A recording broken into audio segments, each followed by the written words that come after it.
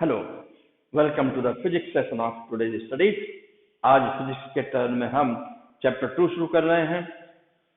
12th physics chapter 2 and electrostatics part 2।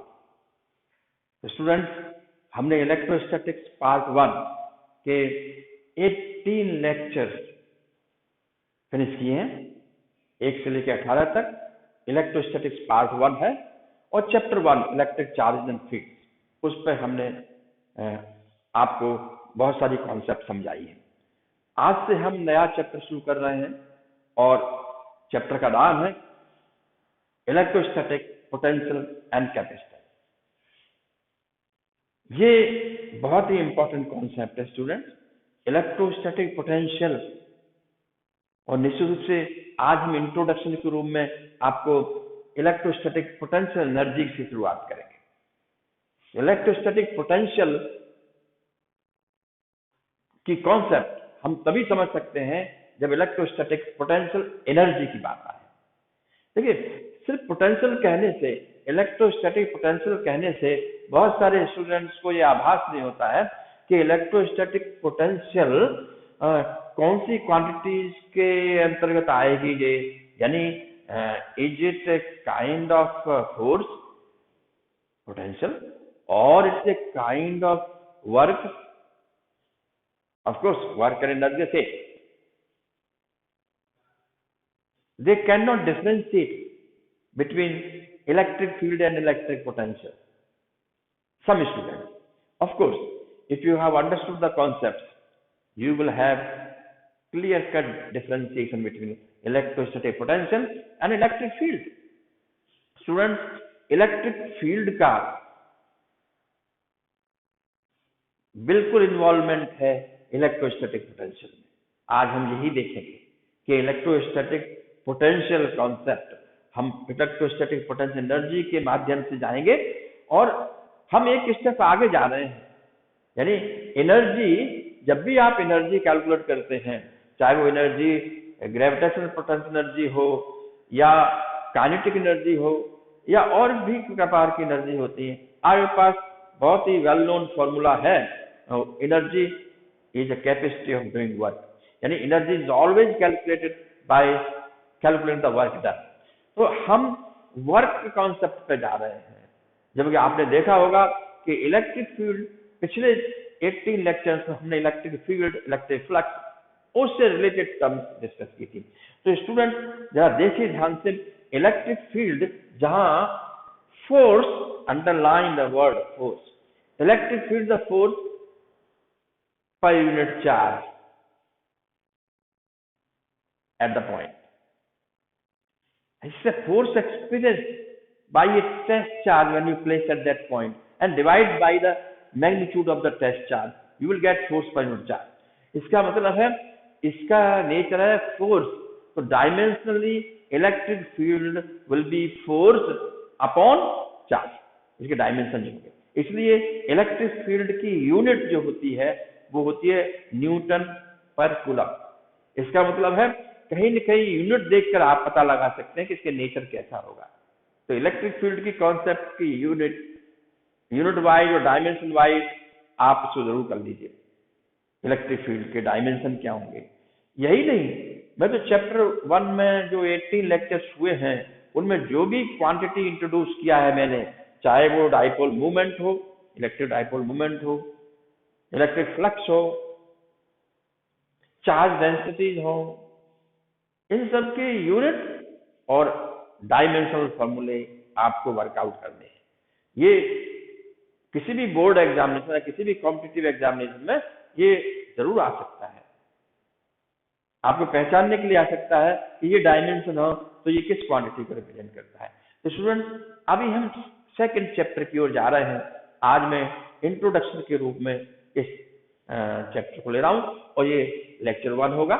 हम जिस तरह से अभी चैप्टर 1 शुरू कर दिया, चैप्टर के 18 लेक्चर्स हुए, हमारा lecture number 1, topic number 1 of chapter 2। आज से नंबरिंग शुरू हो जाएगी, फिर से रीनंबरिंग होगा, लेक्चर 1 होगा बट ऑफ चैप्टर 2। तो स्टूडेंट ध्यान रखिए, इलेक्ट्रोस्टैटिक पोटेंशियल एनर्जी एनर्जी की कॉन्सेप्ट में आती है। कौन सा एनर्जी है? एनर्जी तो आप जानते हैं, एनर्जी के डायमेंशन, वर्क के डायमेंशन सेम होते हैं, लेकिन फोर्स और वर्क के डायमेंशन सेम नहीं है। Work is force vector dot displacement vector, यानी डिस्प्लेसमेंट वेक्टर का डॉट प्रोडक्ट फोर्स वेक्टर के साथ रह जाए तब वर्क हमें कैलकुलेट कर सकते हैं। So displacement is zero. आपने लोअर क्लासेज में या अर्लियर क्लासेज में जरूर पढ़ा होगा, what is the work?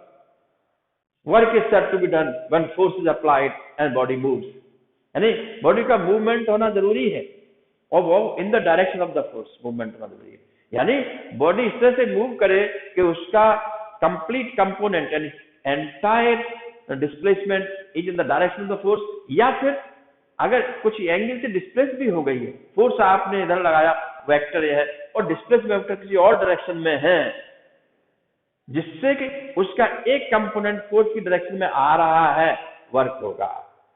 Work zero नहीं हो सकता। वर्क जीरो तभी होता है जब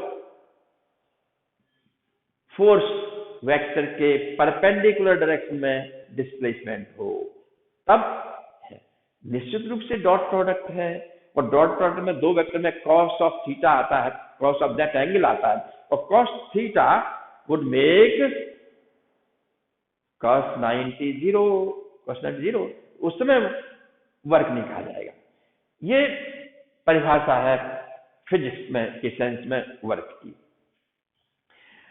हम अब ये वर्क की डायरेक्शन में जा रहे हैं, यानी एक बात तो क्लियर हो गई मेरे डिस्कशन से कि इस चैप्टर में हम ये जरूर देखेंगे कि अगर फोर्स लगाया जा रहा है किसी टेस्ट चार्ज पर, किसकी वजह से फोर्स होगा? चार्ज कन्फिगरेशन की वजह से। चार्ज स्प्रेड है, चाहे कंटिन्यूअस चार्ज स्प्रेड हो या डिस्क्रीट चार्जेज हों, पड़े हुए हों, उनका नेट इलेक्ट्रिक फील्ड किसी पॉइंट पे है, तो टेस्ट चार्ज वहां हमने क्यों लाते हैं? इसलिए रखते हैं। हम कहां से लाए कहां नहीं लाए ये अभी हम इस चैप्टर में पढ़ेंगे। कहां से लाए वहां रखा, वो हम इस चैप्टर में पढ़ेंगे। अभी पिछले चैप्टर हमने देखा कि पॉइंट पे इलेक्ट्रिक फील्ड की मैग्नीट्यूड निकालना है, तो आप टेस्ट चार्ज वहां अज्यूम किएंगे। ऐसा है कि टेस्ट चार्ज वहां प्रकट हो गया अपने आप कहां से लाए हम उस चीज को नहीं देख रहे हैं, वो इसमें देखेंगे। चार्ज को मूव करना हम यही देखेंगे, यानी हम स्टेशनरी चार्जेस की प्रॉपर्टीज पढ़ चुके हैं, प्योर स्टेशनरी चार्जेस। अब हम ये देखेंगे कि चार्ज स्टेशनरी तो हैं, लेकिन एक जगह से दूसरी जगह पे शिफ्ट हो गया है। शिफ्टिंग के दौरान मूवमेंट था, लेकिन उसने अपनी पोजीशन लोकेशन चेंज कर दी है, और चेंज करने के बाद फिर स्टेशनरी हो गया है चार्ज। तो चार्ज एट रेस्ट अभी भी है, इलेक्ट्रोस्टैटिक्स अभी भी है पार्ट 2 में, लेकिन यहां हम उस इलेक्ट्रिक फील्ड का उस चार्ज पर इफेक्ट जरूर देखेंगे। इफेक्ट क्या होगा? चार्ज मूव करेगा तो कितना वर्क होगा, वही यही कॉन्सेप्ट में आना है। तो वर्क ही पोटेंशियल एनर्जी की कॉन्सेप्ट में इन्वॉल्व है। इसलिए स्टूडेंट ध्यान रखिए, हम इलेक्ट्रोस्टैटिक पोटेंशियल एनर्जी टॉपिक पे चल रहे हैं, और हम देखना चाहते हैं कि ठीक है, कोई चार्ज है रखा हुआ है, plus Q charge, okay, plus Q charge. ये प्लस क्यू चार्ज यहाँ है, it's a point charge, suppose point charge, okay, I have assumed point charge is kept here, okay, ये point charge यहाँ। अभी हम ये point charge रखा हुआ है, okay, और इसको हम प्लस क्यू यहाँ लिख लीजिए, यहाँ भी लिख सकते हैं, okay, ये चार्ज प्लस क्यू चार्ज रखा हुआ है। ये क्या बनाया है? जरूरी नहीं था कि मैं इसको बनाऊं, है ना, जरूरी नहीं है। हाँ, अगर मैं इसको बनाऊं तो मान के चलिए कि एक छोटा स्फीयर हो सकता है, तो स्मॉल स्फीयर, और मैं कोई लार्जर डिस्टेंसेस देखता हूं तो वो भी that can be regarded as point charge, okay. तो अभी अगर मान लीजिए मैं पॉइंट न के ये कोई स्फीयर हो, है ना, और इस स्फीयर को मैंने शेड कर दिया, इस स्फीयर पे मैंने यहाँ बीच में चार्ज लिख दिया, इस क्यू, ओके, क्यू चार्ज। अभी क्यू चार्ज पॉइंट चार्ज के रूप में हो सकता है अप्रोक्सीमेशन में, अगर डिस्टेंस ज्यादा है। हम जो भी प्रयोग करने जा रहे हैं लार्ज डिस्टेंस पे करने जा रहे हैं, तो plus Q charge is placed at certain point, let it be origin, मान लो ओरिजिन पर रखा हुआ है। तो हमारे पास ये पॉइंट चार्ज प्लस क्यू है, तो इसके चारों ओर इलेक्ट्रिक फील्ड होगा in all the directions, radially outward होगा, क्योंकि हम पहले कॉन्सेप्ट प्लस क्यू चार्ज से ही बना रहे हैं।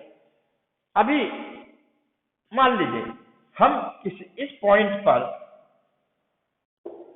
इस चार्ज का इफेक्ट देखना चाहते हैं, तो निश्चित से इलेक्ट्रिक फील्ड इसको आप डॉटेड लाइन से ज्वाइन कर दीजिए, ये पॉइंट है, ओके।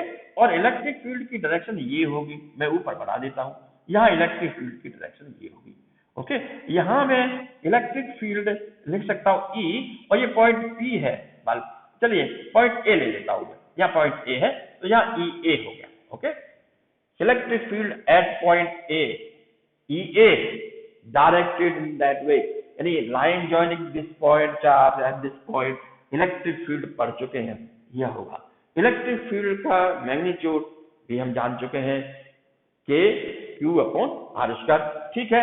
इलेक्ट्रिक फील्ड हम जानते हैं, यहां लिख सकते हैं इलेक्ट्रिक फील्ड फॉर्मूला हम पढ़ चुके हैं, तो electric field is always equal to 1/4 pi epsilon naught, okay. Epsilon 0 लिख दिया, इसका मतलब हम प्रयोग जो भी कर रहे हैं ये फ्री स्पेस में ये कर रहे हैं, तो इसमें के 9 × 10⁹ होती है इसकी वैल्यू, हम केवल के भी लिख सकते हैं। यहाँ वेक्टर लिख दिया तो मुझे वेक्टर दिखाना पड़ेगा, okay. Q upon R square का मतलब है हमें कोई डिस्टेंस लिया है, पॉइंट लिया है जिसका डिस्टेंस R है, यहाँ से यहाँ पे, ये R ले सकते हैं। R वेरिएबल क्यों कह रहे हैं, क्योंकि R पॉइंट आप और आगे लेंगे और आगे लेंगे, इसी डायरेक्शन में भी ले सकते हैं, पॉइंट कहीं भी ले सकते हैं, पॉइंट यहाँ भी हो सकता है, उसका डिस्टेंस डिपेंड करेगा। वो पॉइंट और ये उसको लाइन ज्वाइन कर दो उसी डायरेक्शन में, अभी इसको रिपेल करेगा, तो एक ये जो फोर्स लगाएगा जो टेस्ट चार्ज पर, उसको हम रिपल्सिव फोर्स भी कह सकते हैं।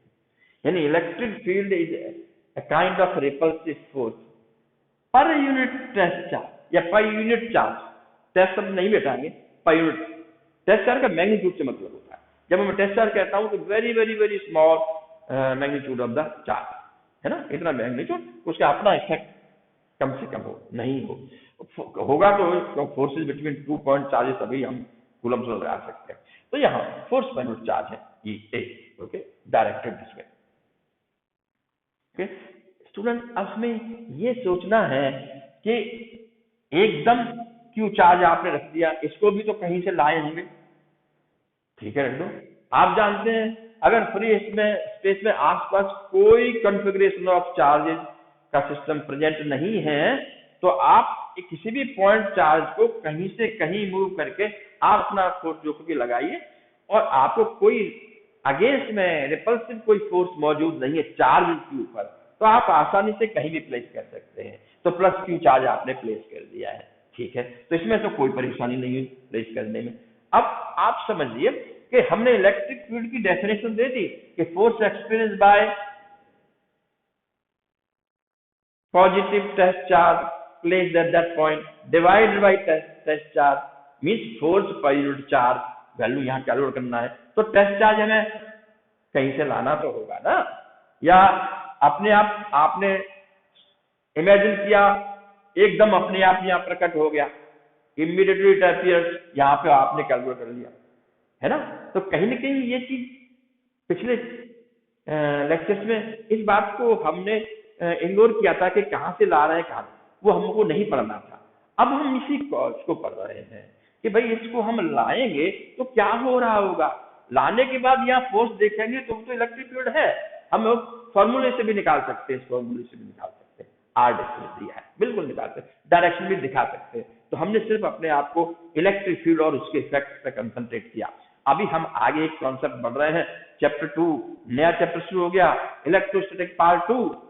ओके, अभी इलेक्ट्रिक फील्ड है। इलेक्ट्रिक फील्ड इसका है, ये क्या करेगा, कोई भी पॉजिटिव चार्ज अब आप लाएंगे, तब अब उस पॉजिटिव चार्ज को लाने के लिए आपको वर्क करना पड़ेगा इसके इलेक्ट्रिक फील्ड के अगेंस्ट में। यानी अब आप वर्क होगा। वर्क तभी होता है जब हमें आसानी नहीं हो किसी के अगेंस्ट में हमें वर्क, तो हमें अपनी तरफ से फोर्स लगाना होगा, है ना? बिल्कुल है।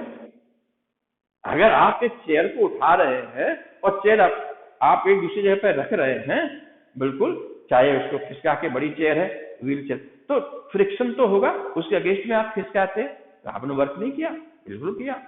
ऐसे ही यहां जो वर्क होगा, कहीं से भी लाए इसको, अभी आप कहेंगे साहब कहीं से लाना, इसका मतलब ए पॉइंट के अलावा कोई दूसरा पॉइंट होना चाहिए। बिल्कुल होना चाहिए, है ना?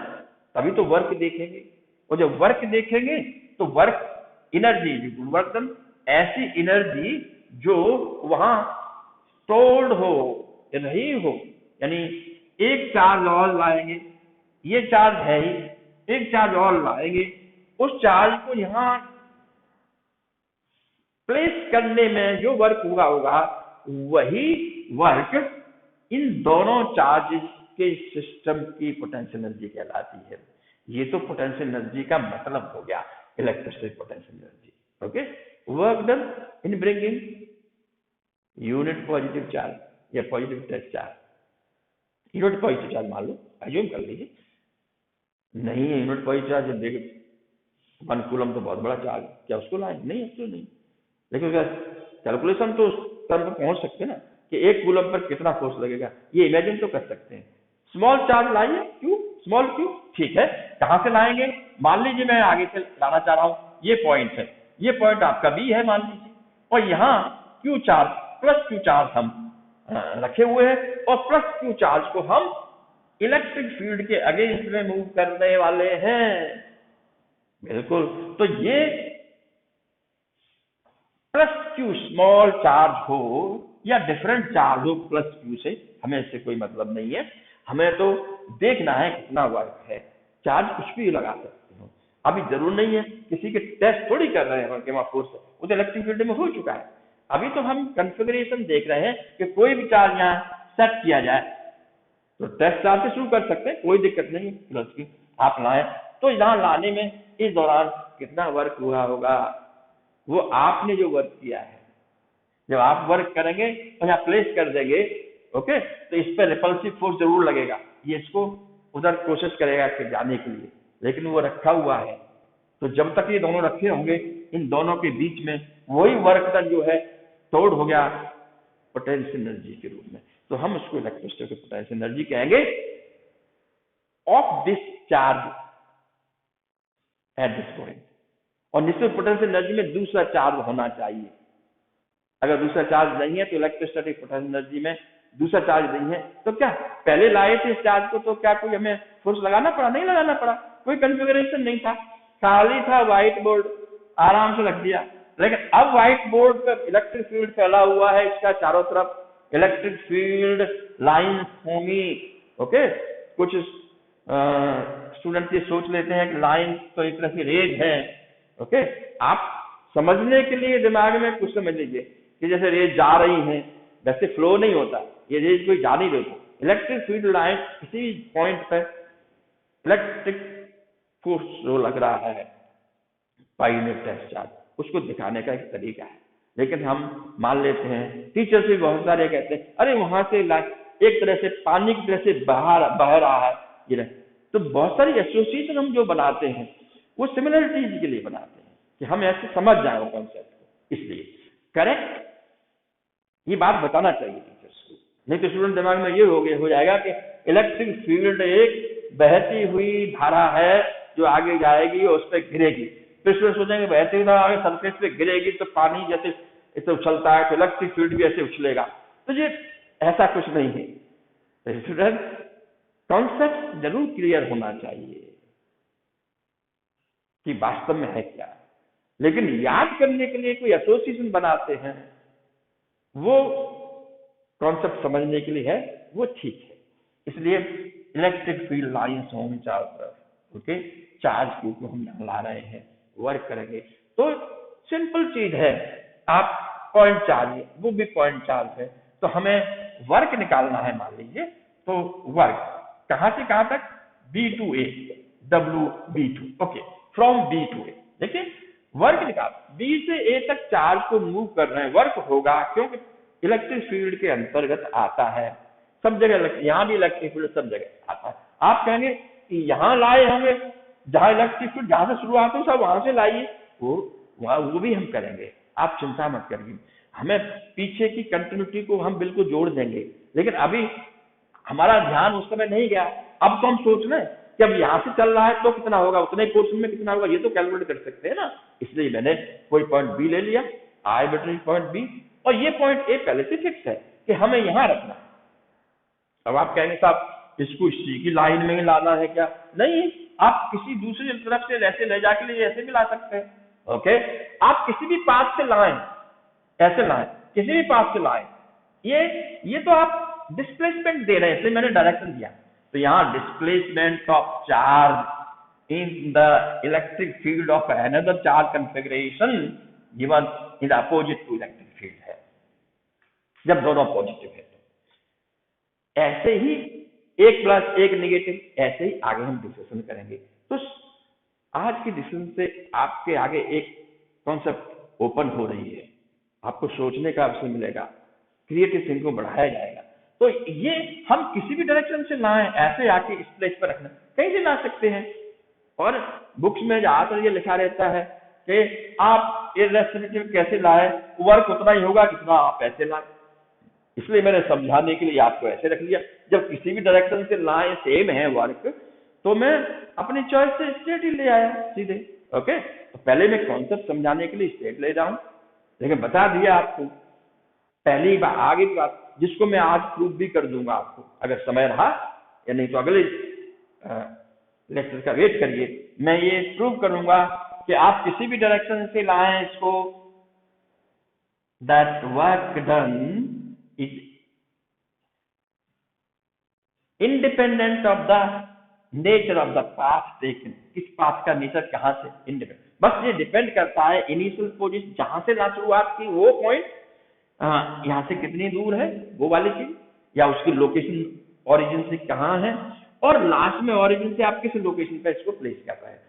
बस इन दोनों के बीच में एंड पॉइंट पर जरूरी होता है लगाना, ठीक है। यहाँ तो work done bringing a charge to small q from b to a calculate कर रहे हैं बेसिकली। तो हम क्या करेंगे, work equal to force experience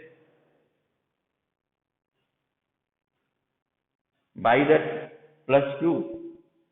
वो तो इलेक्ट्रिक फील्ड लग रहा होगा तो उसको पूरा आपने लगाया, उसकी वजह से आपने लगाया, तो आप जो फोर्स लगाएंगे that is called F external, okay, force लगा रहे हैं, ठीक है, एफ एक्सटर्नल, ओके, डॉट हमारे पास ध्यान रखना ये पूरा जो डिस्टेंस बी ए है, सीधा मैं बी ए लिखूं, बी ए डिस्टेंस लिख दूं क्या, वो तब होगा जब हर पॉइंट पर आपको कांस्टेंट पोजीशन मिले तब।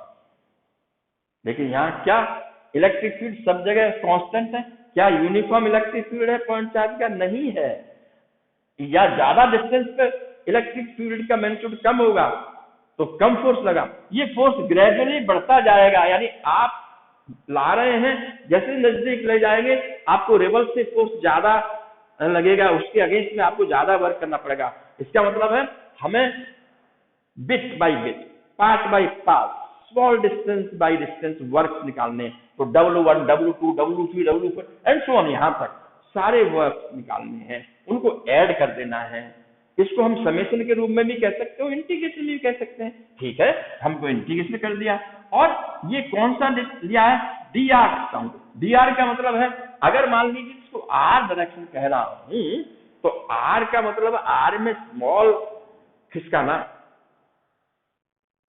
मूव करना, खिसकाना, हिंदी में कहते हैं खिसका दिया चीज। ओके, ये हिंदी के बीच में शब्द हैं, नहीं तो इंग्लिश मीडियम में बड़ा अच्छी तरह से a charge is moved from point B to A, it's moved a dl distance or dr distance, calculate work done, then integrate it, you will get total work done।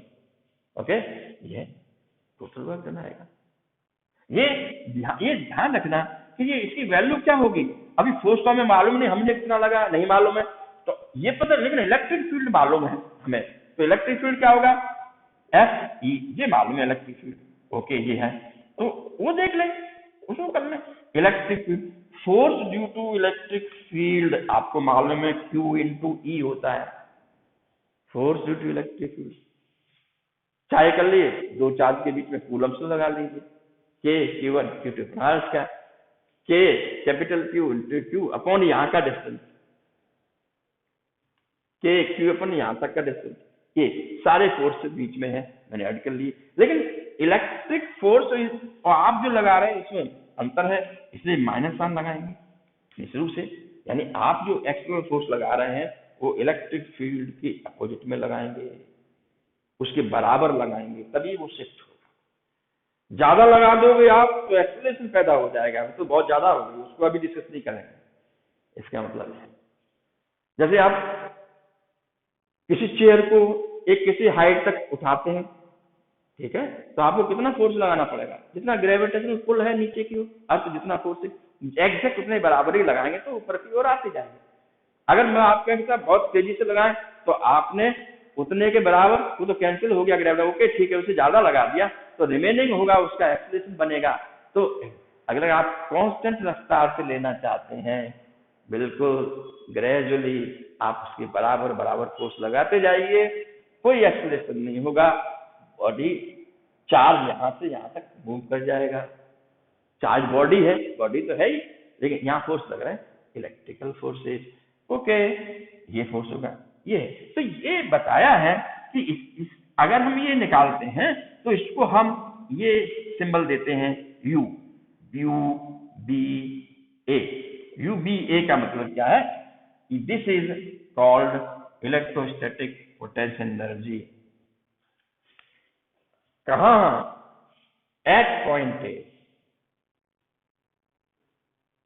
जितना है कहां से लाए, बी पॉइंट से।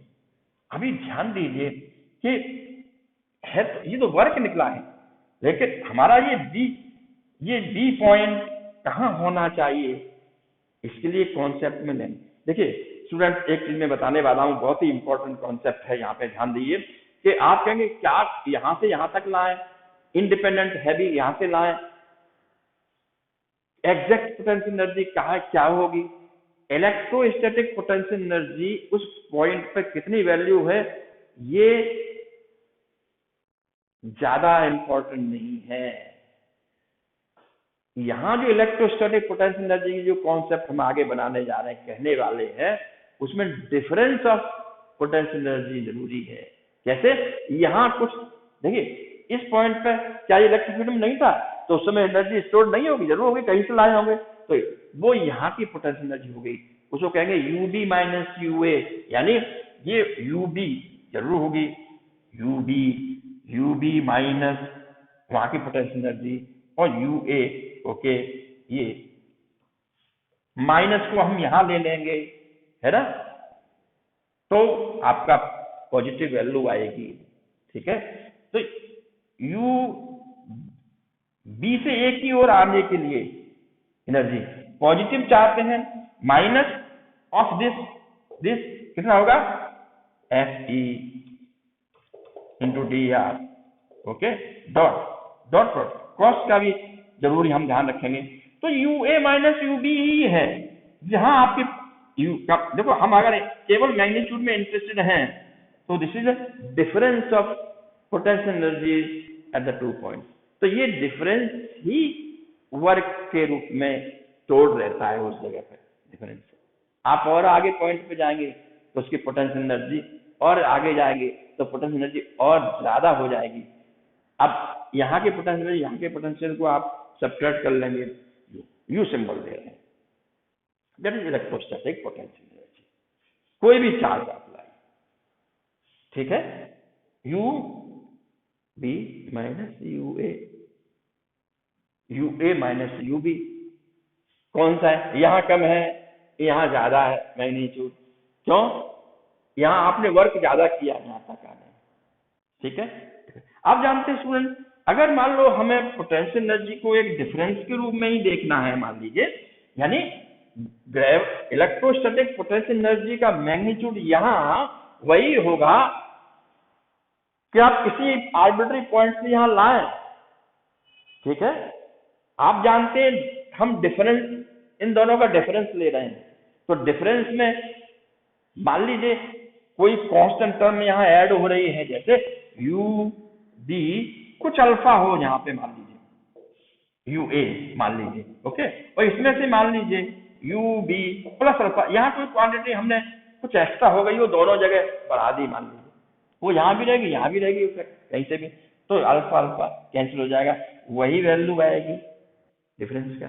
इसका मतलब ये है कि हमें ग्रेविटेशनल पोटेंशियल एनर्जी में वास्तविक एनर्जी कितनी कहाँ है इससे मतलब नहीं है, हमारा मतलब है कि difference of two potential energy, तो हमें वो एडिशनल वर्क डन पता चल जाता है, उसके इसके विद रेस्पेक्ट में ये इतनी पोटेंशियल एनर्जी रखता है, यह किसकी वजह से होती है, कोई पहले से कॉन्फ़िगरेशन होना चाहिए उसकी वजह से। स्टूडेंट इसको हम और आगे अच्छी तरह डील करेंगे आगे, अभी आपको बिगिनिंग है, पोटेंशियल शब्द आ रहा है इसमें, एनर्जी से आपको है, पोटेंशियल शब्द वहां होता है जहां कोई चीज कॉन्फ़िगरेशन में स्टोर्ड हो। स्टूडेंट पोटेंशियल शब्द आप एनर्जी से जोड़ लीजिए, कोई भी, जैसे पोटेंशियल है ना, पोटेंशियल से एक डिक्शनरी में एक शब्द बना है potentialities, Gandhi ji was a man of high potentialities, यानी आपके अंदर कितना पोटेंशियल है, कितनी क्षमता है। तो ये हिंदी में बहुत सारे शब्द इसके नजदीक आ सकते हैं समझने के लिए। तो ये क्षमता यानी वो चीज कैपेसिटी हो गई, कैपेसिटी तो एनर्जी की बात हो गई, capacity of doing work is called energy, इसका मतलब एनर्जी की कॉन्सेप्ट आ रही है, और एनर्जी है तो कैलकुलेशन वर्क से होगा। तो एक छोटा सा इंट्रोडक्शन मैंने यहाँ पे दिया है। अभी हम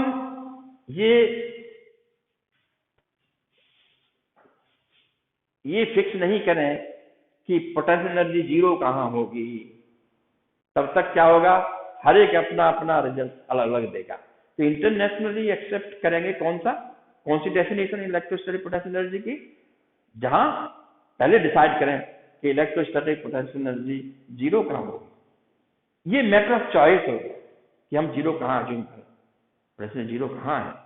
इसलिए स्टूडेंट इलेक्ट्रोस्टैटिक पोटेंशियल एनर्जी ये मान के चले कि यहाँ कुछ वर्क नहीं हो रहा हो, हमें बहुत आसानी हो, कोई इफेक्ट नहीं हो, वहीं मान लेते हैं जीरो। आप जानते हैं इफेक्ट कहाँ नहीं होगा, मान लीजिए व्हाइट बोर्ड तक इसका इफेक्ट है और व्हाइट बोर्ड के बाद क्या हो गया, इन्फिनिटी हो गई। इसका मतलब है ये आगे जाके पॉइंट कहीं ना कहीं पॉइंट ये पॉइंट आगे होगा निश्चित रूप से, तो 2 प्लस इन्फिनिटी है ये, ओके, इन्फिनिटी से लाए हम, ओके, तो इन्फिनिटी से हम पॉइंट को यहां तक लाएंगे तो यहां तक वर्क होगा, तो इस पॉइंट पे पोटेंशियल एनर्जी होगा। कौन सा, डिफरेंस निकालना बोलिए, हमेशा डिफरेंस। अब डिफरेंस में एक चीज जीरो हो जाए, निश्चित रूप से एक को हम जीरो मानेंगे तभी तो हम निकाल सकते हैं। इसका मतलब ये है कि अगर हम बी पॉइंट कहां होता, बी एट इन्फिनिटी, यानी then potential gravitational potential energy नहीं, electrostatic potential energy I can write for the time being electrostatic potential energy will be zero। यानी अगर हमारे पास B कहाँ है, इन्फिनिटी पे है अगर मान लीजिए, तो वहां इलेक्ट्रोस्टैटिक पोटेंशियल एनर्जी जीरो होगी, क्योंकि हमें ये कॉन्सेप्ट में डिफाइंड कर ली गई है। अब आप इसमें ये नहीं देखेंगे वहां अब बदलेंगे नहीं। इसमें बहुत सारी ऐसी बातें होती हैं। जब भी एक न्यूटन फोर्स कितना होता है, सेकंड लॉ से निकाल सकते हैं। कहना Newton second law of motion क्या है, सही तरह से न्यूटन का लॉ अगर किसी को याद है तो वो ये है, change in momentum is directly proportional to the impulse force. ये प्रोपोर्शनल शब्द का इस्तेमाल है। इसका मतलब force equal to K into proportionality constant to mass into acceleration आना चाहिए। Force equal to constant into mass into acceleration, लेकिन हमको formula force equal to mass acceleration सिखाया गया है, वो के कहां गया, वहां proportionality constant matter of choice हो गया। तो हमें टर्म्स कम से कम है, तो और वो कॉन्सेप्ट पहली बार आ रही है, उसका किसी और से रिलेशन नहीं, वो अपने आप में बेसिक कॉन्सेप्ट है। तो न्यूटन ने एक न्यूटन फोर्स डिफाइन करने के लिए उस कांस्टेंट के को 1 माना एसआई सिस्टम में। ठीक है, ये तो एक न्यूटन फोर्स के की वैल्यू 1 तभी होगी जब मास 1 kg हो, एक्सेलरेशन 1 मीटर पर सेकंड स्क्वायर का हो, है ना। और एक न्यूटन फोर्स लग रहा हो, उसको हम 1 न्यूटन कहें, यानी 1 न्यूटन फोर्स की डेफिनेशन दिया, तब k इक्वल टू 1 होगा। हम k नहीं ले रहे हैं। अभी कोई स्टूडेंट कहे नहीं हम तो k बदल देते हैं दूसरा, तो सारी कॉन्सेप्ट बदल जाएंगे, तो ऐसा नहीं करना। इसलिए इलेक्ट्रोस्टैटिक पोटेंशियल एनर्जी का जो पॉइंट बी है, अभी मैंने तो आपको वर्क डन बताया, निश्चित से वर्क डन होगा। आप यहां से आ लाएंगे तो भी वर्क डन इतना होगा। ठीक है, तो किसी भी पॉइंट अगर आप बी इन्फिनिटी पर लेते हैं और इन्फिनिटी से यहां तक लाते हैं, तो निश्चित रूप से एक पार्ट आपका यहाँ 0 हो जाएगा, यू भी 0 हो जाएगा, तो यू है। तब हम इसको असल तरह से डिफाइन कर सकते हैं। इसलिए लास्ट डेफिनेशन अंत में मैं बता सकता हूं कि electrostatic potential energy due to, ये बताना पड़ेगा, due to configuration of charge, एक हो कई भी हो सकते हैं, उनका मिला जुला असर होगा ना उस पॉइंट पे। तो electrostatic potential energy due to configuration of charges at any point is defined as the work done in bringing that charge and some charge from infinity to that point under the against the repulsive force of the electric field due to configuration of charges। तो against में जो लाते हैं वही electrostatic potential energy है। इसका मतलब क्या है, यहाँ कोई टेस्ट चार्ज पॉजिटिव नहीं कहा हमने। पोटेंशियल एनर्जी जब कहा जाएगा तो आप चार्ज डबल कर दीजिए, डबल चार्ज लाते हैं तो यहाँ पोटेंशियल एनर्जी डबल हो जाएगी। इसका मतलब है आप स्वतंत्र हैं, कोई भी चार्ज लाए उस चार्ज की कन्फिगरेशन पोटेंशियल होगी। इसलिए आगे हम देखेंगे यहाँ चार्ज बदल देंगे तो इन दोनों का सेटअप चेंज हो जाएगा। ध्यान रखना, यहाँ की पोटेंशियल एनर्जी किसी भी चार्ज को, कोई हम पर्टिकुलर नहीं कर रहे हैं, किसी भी मैग्नीट्यूड का चार्ज आप यहाँ सेटअप करें तो दोनों चीज रिस्पॉन्सिबल हैं। इलेक्ट्रिक फील्ड उस चार्ज कन्फिगरेशन, यानी ये चार्ज भी बहुत इंपॉर्टेंट है, और जिस चार्ज का मैग्नीट्यूड वो ला रहे हैं ये तक, वो भी बहुत इंपॉर्टेंट है। इसका मतलब है दोनों चार्जेस की जरूरत है, Q and plus Q। Okay, ये चीज है। अभी हम एग्जैक्ट वैल्यू क्या होगी आज हम नहीं बता रहे हैं। आज तो हमने ये बताया कॉन्सेप्ट में कि electrostatic potential energy is the work done in bringing any charge from infinity to that point against the repulsive force of the another charge configuration present there. ठीक है, अगर कोई चार्ज कन्फिगरेशन प्रेजेंट नहीं है तो आपको कोई रिपल्सिव फोर्स नहीं मिलेगा, तो इलेक्ट्रोस्टैटिक पोटेंशियल एनर्जी 0 ही रहेगी। हर जगह हर पॉइंट पे 0 ही 0 इलेक्ट्रोस्टैटिक पोटेंशियल एनर्जी है।